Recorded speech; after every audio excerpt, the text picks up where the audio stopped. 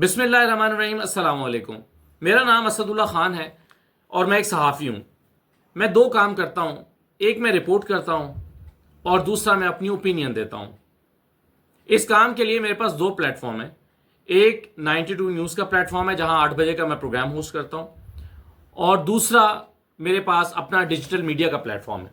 YouTube ہے، face بک ہے، digital media Twitter ہے، وہاں پر بھی میں یہ کام کرتا ہوں۔ اب ڈیجیٹل میڈیا جو ہے یہ ایک ایسا پلیٹ فارم ہے جہاں پر اکثر اوقات مجھے یہ محسوس ہوتا ہے کہ ہمارے جو ویورز ہیں وہ بعض اوقات بلکہ اکثر اوقات ایسے سے نقطے بیان کر رہے ہوتے ہیں جو ہمارے ذہن میں بھی نہیں ہوتے۔ بعض معاملات میں ان کی اسٹڈی ہم سے زیادہ ہوتی ہے، بعض لوگ ایسے ہیں جن کی ریسرچ سے زیادہ ہوتی ہے۔ جب میں الیکشنز پہ پروگرام کیا کرتا ہوں، کسی ہلکے پہ پروگرام کرتا ہوں، تو ہلکے کے لوگ مجھے ایسے ایسے نقطے بتاتے ہیں جو میری ریسرچ میں نہیں ہوتے، اور میں اس کو اپنے علم میں اضافے کے لیے استعمال کر لیتا ہوں۔ لیکن ایک چیز پھر بھی ہوتی ہے، اور وہ ہوتی ہے ڈفرینس آف اوپینین، جو کہ ہو سکتی ہے، کسی بھی جگہ پر ہو سکتی ہے، کسی بھی سوسائٹی میں ہو سکتی ہے، یعنی ایک ہی چیز پر دو مختلف آراء کا ہونا۔ ڈفرینس آف اوپینین کا مطلب ہرگز یہ نہیں ہوتا کہ کسی ایک کی رائے بالکل درست اور کسی دوسرے کی رائے بالکل غلط ہے۔ ہاں، لیکن اس کا مطلب یہ بھی نہیں ہے کہ آپ ڈس ایگری نہیں کر سکتے۔ آپ ڈس ایگری کر سکتے ہیں، آپ اس سے اختلاف رائے رکھ سکتے ہیں، لیکن وہ ڈیسنٹ طریقے سے ہونا چاہیے۔ اس میں کوئی بحث نہیں ہے کہ ڈس ایگریمنٹ بہرحال ڈیسنٹ طریقے سے ہونا چاہیے۔ دوسروں کو غدار قرار دے دینا، کمپرومائز قرار دے دینا، یہ کوئی طریقہ کار نہیں ہے۔ آپ نے دیکھا ہوگا، میں کبھی جب نعرے لگ رہے ہوتے ہیں کہ فلاں کمپرومائزڈ ہے، فلاں غدار ہے، تو میں یہ دعوے نہیں کرتا کہ فلاں غدار ہے۔ میں کبھی کسی پر یہ لیبل نہیں لگاتا، نون لیگ کے لوگوں پہ بھی نہیں، اور پی ٹی آئی کے لوگوں پہ بھی نہیں، اور کسی پر بھی نہیں۔ اس کام میں جو میں کر رہا ہوں، اس میں ایک خدشہ ہمیشہ موجود رہتا ہے، اور وہ ہے پاپولر اوپینین کی را میں بہہ جانا۔ پاپولر اوپینین کی را میں بہہ جانا، یعنی وہ بات جو آپ کا ویور آپ سے سننا چاہتا ہے، صرف وہی بات کہنا۔ یہ بڑا ایک مشکل کام ہے، اس راستے کو اختیار نہ کرنا۔ یعنی جب آپ کو پتا ہے، آپ نے اکثر دیکھا ہوگا یوٹیوب پہ، فرض کریں کہ جو لوگ کرائم سٹوریز کرتے ہیں، وہ اگر ایک سٹوری کرتے ہیں اور وہ ان کی سٹوری ویورز کو بہت پسند آتی ہے، تو پھر وہ اس پر 3-4 ولاگز کرتے ہیں۔ یا بعض ویورز کو آپ نے دیکھا ہوگا کہ اگر وہ بعض ولاگرز کو آپ نے دیکھا ہوگا کہ وہ اگر کسی ایک موضوع پر پروگرام کرتے ہیں یا ولاگ بناتے ہیں، اور وہ لوگوں کو پسند آ جائے، اور وہ 4-5 لاکھ لوگ دیکھ لیں یا ملین دیکھ لیں، تو پھر وہ اسی پر بار بار بناتے ہیں۔ پھر کیا ہوتا ہے، اور ایسا ہمارے کرنٹ افیئرس کے اینکرز کے ساتھ بھی ہوا کہ انہوں نے اگر وہ کرنٹ افیئرس پہ کر رہے تھے، لیکن بیچ میں انہوں نے ایک کرائم سٹوری کر دی، یا کوئی ایسی سٹوری کر دی جو کسی خاتون کے ساتھ زیادتی کا معاملہ تھا، یا کوئی ایسی سٹوری کر دی جو کسی ایک خاص مذہبی جماعت سے متعلق تھی، تو کیا ہوتا ہے کہ وہ زیادہ چل جاتی ہے، تو پھر وہ اس کو بار بار کرنے لگتے ہیں، بار بار کرتے ہیں، اور پھر ہوتے ہوتے آہستہ آہستہ کیا ہوتا ہے کہ ان کا صرف وہی کانٹینٹ دیکھا جانے لگتا ہے۔ ان کا ویور ان سے ایکسپیکٹ یہ کرتا ہے کہ وہ یہ بات کریں۔ تو کیا ہوا، میری اس میں رائے یہ ہے کہ آپ کا ویور آپ کو اٹھا کر ایک خاص ڈائریکشن میں لے جاتا ہے۔ آپ وہاں جانا نہیں چاہ رہے ہوتے، لیکن ویور لے جاتا ہے۔ ویور کہتا ہے نہیں، میں تو یہی دیکھنا چاہتا ہوں۔ آپ پھر وہی کانٹینٹ بناتے ہیں جو آپ کا ویور دیکھنا چاہتا ہے، اور آپ ہر وقت اس خوف کا شکار رہتے ہیں کہ کہیں ایسا نہ ہو کہ میں کوئی ایسا کانٹینٹ کر دوں جو میرے ویور کو پسند نہ آئے، اور وہ مجھے گالیاں دینے لگے، یا مجھے برا بھلا کہنے لگے، یا مجھے نہ دیکھے جانے کا خوف بھی ہوتا ہے کہ کہیں ایسا نہ ہو کہ میں کچھ ایسا کانٹینٹ کروں کہ جو نہ دیکھا جائے۔ تو پھر کیا ہوتا ہے کہ ہم میں سے بہت سارے لوگ صرف پاپولر کانٹینٹ کرتے ہیں، یعنی پاپولر اوپینین پہ مشتمل، جو آپ کا ویور دیکھنا چاہ رہا ہے بس وہی کریں۔ آپ کا ویور نہیں دیکھنا چاہ رہا، آپ نہ کریں۔ مثلا آپ کا ویور اگر نہیں دیکھنا چاہتا کہ پاکستان تحریک انصاف کے لوگ اگر کہیں بات چیت کر رہے ہیں، کہیں پر کوئی جو ہے وہ مذاکرات شروع ہو گئے ہیں، تو اور آپ کے ویور کو یہ لگتا ہے کہ نہیں، اگر میں یہ بات کروں گا تو وہ اس کو ڈیل کا تاثر دے گا، تو آپ یہ بات ہی نہ کریں، آسان راستہ ہے۔ کوئی ایسا شخص جو ہے وہ جو ایک خاص ایسی ڈائریکشن میں بات کر رہا ہے جس سے آپ اختلاف کریں گے تو آپ کا ویور کو پسند نہیں آئے گی، تو آپ وہ اختلاف ہی نہ کریں۔ میں اپنے آپ سے سوال یہ کرتا ہوں کہ جو آپ کو صحیح لگتا ہے، یا جو آپ کو لگتا ہے کہ میرے پاس یہ خبر ہے اور یہ ٹھیک خبر ہے، یہ چاہے ویور کو پسند آئے گی یا پسند نہیں آئے گی، یہ میری خبر ہے اور اس پر میرا ایک اوپینین ہے، یہ چاہے پسند آئے یا نہ پسند آئے، کیا یہ مجھے دینا چاہیے اس خوف سے بے نیاز ہو کر کہ مجھے ریجیکٹ کر دیا جائے گا، یا نہیں دینا چاہیے؟ مثلا میرے پاس ایک خبر آئی ہے جو میرے ویور کو پسند نہیں آئے گی، یا میرا ایک اوپینین ہے جو میرے ویور کو پسند نہیں آئے گا، مگر وہ میرا اوپینین ہے، کیا مجھے اسے روک لینا چاہیے یا مجھے اسے دینا چاہیے؟ یہ میں اپنے آپ سے سوال کرتا ہوں، اور اکثر میں اپنے آپ کو اس کا جواب یہ دیتا ہوں کہ نہیں، وہ مجھے کرنا چاہیے، کیونکہ اگر میں نہیں کروں گا تو بددیانتی ہوگی۔ یہ میری رائے ہے، ہو سکتا ہے آپ کی رائے اس میں بھی مختلف ہو۔ میں ہمیشہ کہتا ہوں کہ میں اپنے مخالف نقطہ نظر رکھنے والے کا ہمیشہ تب تک احترام کرتا ہوں جب مجھے پتا ہوتا ہے کہ یہ خالصتاً اپنی سوچ پہ بات کر رہا ہے، یہ ایجنڈے پر کام نہیں کر رہا، یہ پیسے لے کر نہیں کر رہا، یہ کسی اپنے ذاتی اخبار کے اشتہار کے لیے نہیں کر رہا، یہ اپنی کسی پی آر ایجنسی کے لیے نہیں کر رہا، یہ اپنے کسی ذاتی مفاد کے لیے نہیں کر رہا، یہ اپنا کوئی پلاٹ لینے کے لیے نہیں کر رہا، یہ کوئی اپنا کاروبار چمکانے کے لیے نہیں کر رہا، یا اس کام کے عوض اس کو پیسے ملیں گے اس لیے نہیں کر رہا، تو وہ آپ سے کتنی بھی مختلف بات کر رہا ہوں، میں اس کا احترام کرتا ہوں کہ بھائی اس کی اوپینین ہے، اس کی رائے ہے۔ تو اختلاف رائے کی گنجائش موجود ہونی چاہیے اور اس پر فوراً کراس نہیں کر دینا چاہیے، یہ میری رائے ہے۔ جیسے دیکھیں، ہمارا کیا کام ہے؟ ہم ہمیشہ لوگوں پہ تنقید کر رہے ہوتے ہیں، مریم نواز پہ تنقید کرتے ہیں، عظمہ بخاری پہ کرتے ہیں، نواز شریف پہ کرتے ہیں،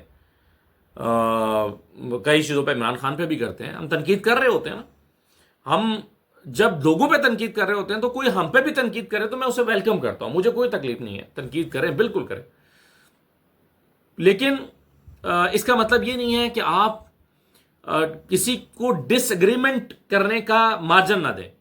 مثلا میں نے موہت پیزادہ صاحب کے ایک ویلاگ سے اختلاف رائے کیا، اور آپ میرا ویلاگ اٹھا کے دیکھ لیں، وہ بہت ان کے نقطے جو تھے اس سے اختلاف کیا گیا۔ میں نے کہیں انہیں ریڈیکیول نہیں کیا، میں نے کہیں موہت پیزادہ صاحب کو، میرے سینئر ہیں، ہم نے اکٹھے کام کیا ہوا ہے، بڑا احترام کا تعلق ہے، میں نے کہیں موہت پیزادہ صاحب کو ریڈیکیول نہیں کیا، انہیں کہیں پر ہیومیلیٹ نہیں کیا، انہیں غدار نہیں کہا، انہیں دشمن پاکستان نہیں کہا، انہیں یہ نہیں کہا میں نے، آپ سن لیں، ابھی کل کا ویلاگ ہے، میں نے کہیں انہیں یہ نہیں کہا۔ ہاں، ایک غلطی شاید مجھ سے ہوئی کہ میں نے، ہمارے دوست اجمل جامی نے ایک شعر لکھا تھا، وہ سخت تھا، اس کی زبان سخت تھی، میں نے اسے ری ٹویٹ کر دیا، پھر مجھے جب احساس ہوا تو میں نے اس کو انڈو بھی کر دیا۔ مجھے لگا کہ نہیں، میرا صرف ڈس ایگریمنٹ ہونا چاہیے تھا، میں ان پر اپنی جو ہے وہ ان کو یہ مجبور کیوں کر رہا ہوں کہ وہ یہ رائے ہی نہ دیں، تو میں نے اس کو انڈو کر دیا، اور وہ میری غلطی تھی، میں مانتا ہوں۔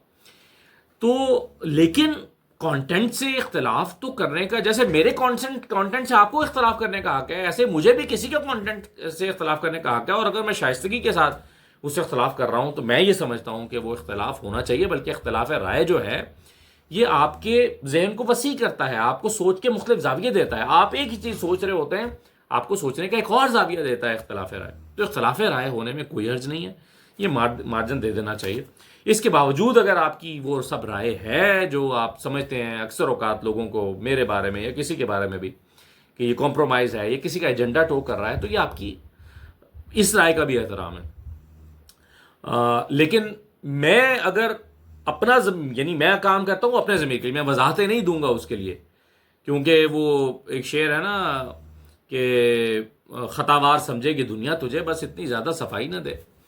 تو میں صرف، میرا نقطہ صرف یہ ہے کہ اختلاف رائے کی گنجائش چھوڑنی چاہیے، اور اس کسی کو نقطہ نظر کو اس کے پرسپیکٹو سے سن لینا چاہیے، اور فتووں سے گریز کر لینا چاہیے۔ اس کے باوجود آپ کی تنقید جو ہے وہ میں اس کو ویلکم کرتا ہوں۔ آگے چلتے ہیں، میں اس پہ بہت زیادہ بات نہیں کرتا، اگرچہ میں اتنی بات بھی نہیں کرنا چاہتا، بہت لمبی بات ہو گئی، لیکن بہرحال پھر بھی چلیے ذرا آگے چلتے ہیں۔ آج 2-3 چیزیں جو ہیں وہ ہوئی ہیں۔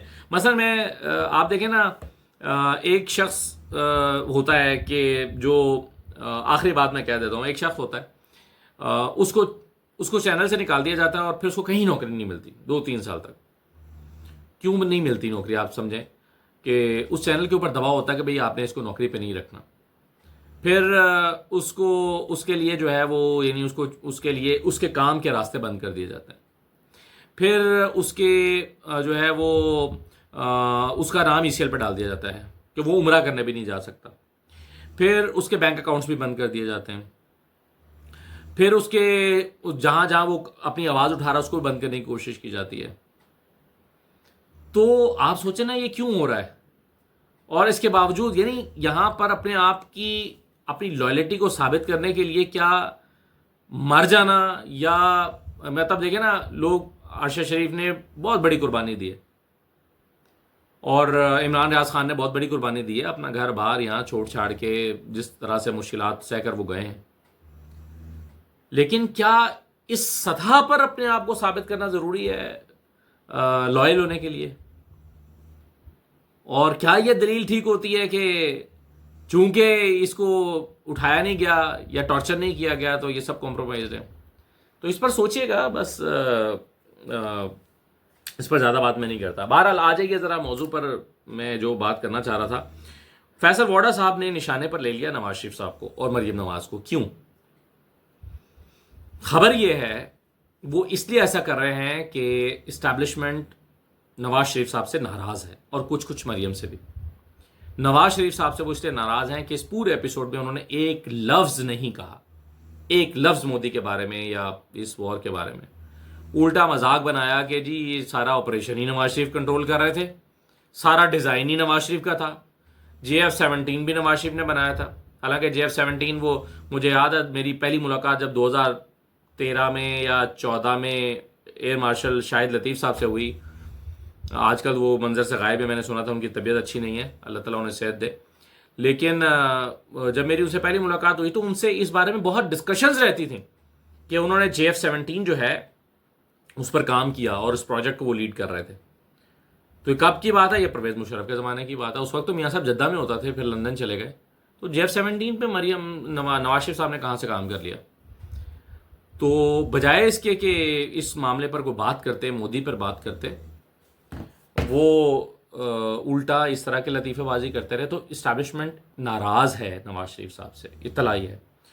اور اس کی عکاسی جو ہے وہ فیصل ووڈا صاحب کے ان بیانات سے ہوتی ہے جو آج انہوں نے مختلف ٹاک شوز میں ٹارگٹ کر کے کی ہے.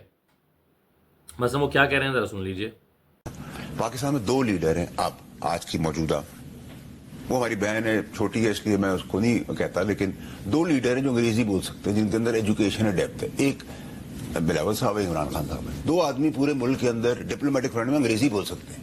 مطلب یہ وہ لیڈران ہیں انفارچونیٹلی ہمارے پاس. مریم نواز بھی بول سکتی ہیں. دیکھیں میں ان کا تو کچھ نہیں کہہ سکتا کہ وہ کیا لکھ سکتی ہیں، وہ اردو لکھ سکتی ہیں، انگریزی پڑھ سکتی ہیں، اس کا تو میں جواب نہیں دے سکتا. لیکن ٹک ٹاک حکومت کے حساب سے شی از بریلینٹ. ٹھیک ہے، میں وہ کریڈٹ ان کو دیتا ہوں. ایک تو وہ کہہ رہے ہیں کہ جی ٹک ٹاک حکومت ہے یہ، اور دوسرا انہوں نے کہہ دیا کہ جی یہ لکھ نہیں سکتی. تانا دیا وہ جو لکھ رہی تھی نا کہ اردو میں کسی جگہ پہ تاثرات قلم بند کر رہی تھی تو ایک جملہ ان سے لکھا نہیں جا رہا تھا، اس پر انہوں نے تانا دیا. اس سے بھی سخت زبان انہوں نے آگے جا کے استعمال کی. ذرا یہ بھی سنیے. مجرمانہ خاموشی تھی میاں صاحب کی طرف سے، اور جو ٹک ٹاک صوبائی گورنمنٹ ہے اس کی جو خاموشی تھی وہ سب کو فیل ہوئی. کیونکہ دیکھیں ہم نے کسی کی حب الوطنی پہ کبھی سوال نہیں کیا، چاہے نواز شریف صاحب ہوں، زرداری صاحب ہوں یا عمران خان صاحب ہوں، سب حب الوطن ہیں. لیکن خاموشی جو ہے بڑی معنی خیز ہے. اس نے ہرٹ کیا ہے پاکستانیوں کو. مطلب میرا اس لیکن مسلم لیگ نون کے بہت سے رہنما کہہ رہے ہیں کہ حکومت کی ساری اسٹریٹجی نواز شریف صاحب خود بنا رہے تھے. دیکھیں یہ سب پرابلم یہ ہے کہ نہ تو پڑھے لکھے نہ ان میں کوئی شعور ہے. دیکھیں اس طرح کی جو ٹک ٹاک گورنمنٹ چلتے ہیں تو اب وہ کہتے ہیں ٹک ٹاک حکومت ہے، نہ اس میں شعور ہے اور نہ کچھ ہے. اور اس سے بھی زیادہ سخت زبان انہوں نے استعمال کی ہے مالک صاحب کے پروگرام میں. ذرا یہ بھی سنیں. صاحب نے کہا ہے کہ پرائم منسٹر کو بھی جو تھی ایڈوائس وہ نواز شریف صاحب نے دی تھی. تو ہیں تو صحیح نا لیول. دیکھیں مالک صاحب، مسئلہ یہ ہے کہ جس جگہ سے جس اسٹیٹمنٹ سے آپ نریٹ کر رہے ہیں کہ آپریشن روم سے اور FJ ٹھنڈر بھی بنا دیا اور پتہ نہیں کیا کیا ہو گیا، اور اتنی بڑی سیٹ کہاں سے آئے گی اور پتہ نہیں جو بھی تھا. ایک تو یہ لوگ جاہل لوگ ہیں، پڑھے لکھے نہیں ہیں، ان میں کوئی سیاسی شعور نہیں ہے. اور میں تو اب سمجھتا ہوں ایک 26ویں امنڈمنٹ کا 26.5ویں امنڈمنٹ آنی چاہیے جس کے اندر نون لیگ کی ٹک ٹاک گورنمنٹ جو ہے پنجاب کی، اس میں ایک کوٹا بنا دیا جائے کنیزوں کا، نوکرانیوں کا اور نوکروں کا. ان کو وزیر مشیر بناتے ہیں. پنجاب گورنمنٹ کہاں سے آگے بیچ میں؟ ادھر سے یہ بیانات آ رہے ہیں نا، ٹھنڈر آ گیا، آپریشن تھیٹر سے، آپریشن روم سے سارا کچھ جج کر دیا، سب پلان ہو گیا. نہ 3 میں نہ 13 میں. اور ہاں اگر آپ کی انڈین وار کے اندر بالی ووڈ سے وار ہو رہی ہوتی تو ٹک ٹاک گورنمنٹ بالکل جیتتی، بائی فار جیتتی. obsessive ہے نا ٹک ٹاک ہے. شہباز شریف صاحب کے لیے بھی امبیرسمنٹ بن گئی ہے نا یہ ٹک ٹاک کی باتیں. شہباز شریف صاحب کے پاس ٹک ٹاک کی گورنمنٹ کا بیگیج ہے نا، ان کا بیگیج بھی تو بہت مشکل بیگیج ہے نا. جتنا کریڈیبلٹی تھوڑی بہت بن رہی ہے فیڈرل کی، وہ ساری ڈیمیج ہو رہی ہے ٹک ٹاک گورنمنٹ کی وجہ سے، پنجاب گورنمنٹ کی وجہ سے. It's a disaster, it's a baggage. یہ تو راجواڑا ہے سر، یہ تو راجواڑا ہے. ٹک ٹاک حکومت، راجواڑا، کنیزیں، نوکرانیاں. تو بہت سخت زبان فیصل ووڈا نے استعمال کی ہے مریم نواز کے لیے، ان کی حکومت کے لیے، اور نواز شریف کے لیے، اور کہا کہ جاہل ہیں، پڑھے لکھے نہیں ہیں، ٹک ٹاکر ہیں، ایسی باتیں انہوں نے کی ہیں. اور یہ جو ہے وہ سب یہ بھی اشارہ کرتا ہے کہ اسٹیبلشمنٹ جو ہے وہ نواز شریف سے اس سارے معاملے میں انہیپی ہے. فیصل ووڈا کا بولنا کم از کم یہی مجھے ایکسپلین کرتا ہوا نظر آ رہا ہے. اب دیکھتے ہیں کہ مریم نواز صاحبہ یا ان کی حکومت یا ان کے ترجمان فیصل ووڈا کو کیا جواب دیتے ہیں، اور دیتے بھی ہیں یا بس خاموشی اختیار کر لیتے ہیں. اجازت دیجیے، اللہ حافظ.